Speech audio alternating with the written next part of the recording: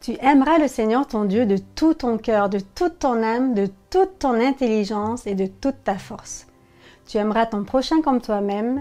Il n'y a pas d'autre commandement plus grand que cela. Marc 12, versets 30 et 31. Je vous donne un commandement nouveau, que vous vous aimiez les uns les autres. Jean 13, verset 34. L'amour vient de Dieu et quiconque aime est né de Dieu et il connaît Dieu.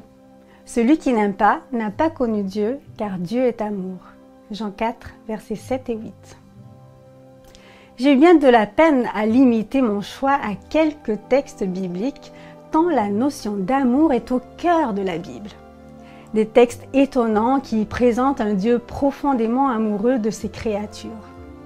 Il est même décrit comme un Dieu mendiant d'amour.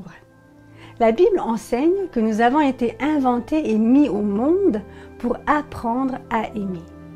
C'est notre premier projet de vie.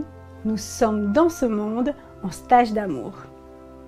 En Jésus, Dieu fit un pas de plus dans l'expression de son amour. Il devint l'amour fait homme. Parce que l'amour chez lui n'était pas une qualité, c'était son être. Un maître religieux est venu un jour tester Jésus pour savoir quel était à ses yeux le plus grand des commandements. Sans l'ombre d'une hésitation, Jésus a cité 2 textes de l'Ancien Testament, prenant même la liberté de les réunir en un seul. Le premier parlait de l'amour vis-à-vis de Dieu, le second parlait de l'amour du prochain comme de soi-même. Parce qu'aux yeux de Jésus, la loi et la justice ne comptent que si elles sont l'expression même de l'amour. Il est significatif que dans la langue hébraïque de l'Ancien Testament, justice et amour sont les mêmes mots à une voyelle près. La religion de Jésus se résume donc à aimer Dieu, son prochain et soi-même. On a même très nettement l'impression qu'il signale que le chemin qui mène à Dieu est fait en réalité de 3 échelons indispensables qui doivent se franchir dans un ordre bien défini. Premièrement, l'amour de soi qui mène à l'amour de l'autre. Ensuite, l'amour de l'autre qui mène à l'amour du tout autre, Dieu. Mais pour accéder aux échelons supérieurs, on ne peut pas enjamber les échelons inférieurs en les ignorant. Impossible de prétendre aimer Dieu sans aimer au préalable ses créatures.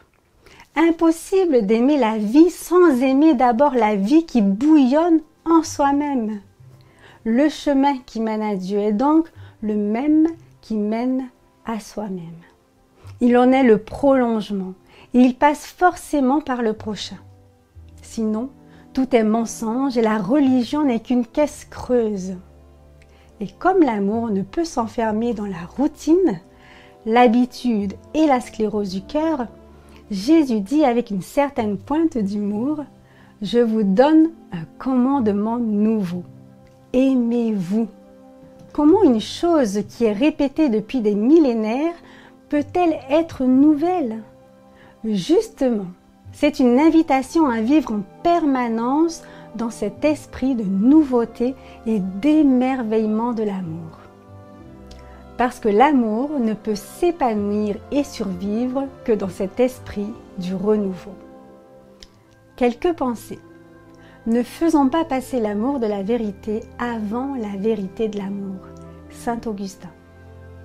Une vérité qui n'est pas charité est une vérité qui n'est pas vraie. Saint François de Sales. La sainteté, ce n'est pas quelque chose à faire, c'est quelqu'un à aimer. Sans cette clé, l'évangile est un piège. Lénine disait « Le christianisme est le plus grand facteur de corruption ». Je crois que si nous en excluons l'amour, en effet, l'évangile est un piège et Lénine aurait peut-être raison. Stan Rougier.